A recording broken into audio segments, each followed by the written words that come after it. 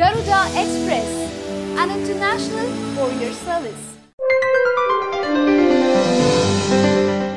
MLA bonda Umameswara Rao తీరు పట్ల ముఖ్యమంత్రి చంద్రబాబు నాయుడు అసంతృప్తి చెందారు. తొలిసారి ఎమ్మెల్యేగా గెలిచి మంత్రి పదవి అడగడం భావ్యమా అని ప్రశ్నించారు. ప్రభుత్వంలో కాపు సామాజిక వర్గానికి ప్రాధాన్యతను సీఎం బోండా ఉమకు గుర్తు చేశారు. కాపు సామాజిక వర్గానికి చెందిన 5గురికి మంత్రి పదవులు ఇచ్చామన్నారు. టీడీపీలో క్రమశిక్షణ ముఖ్యమని బోండా ఉమకు చంద్రబాబు స్పష్టం చేశారు.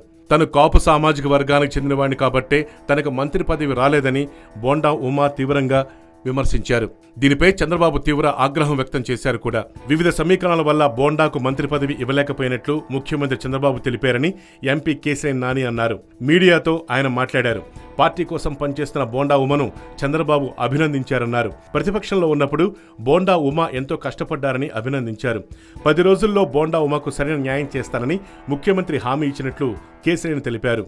మరోవైపు తనకు మంత్రి పదవి రాకుండా ఉండడానికి కారణం ఒక ప్రముఖ టీడీపీ నేత పార్టీలో ఉండి చంద్రబాబుకు నూరిపోశారని బోండా ఉమా ఫైర్ అయ్యారు.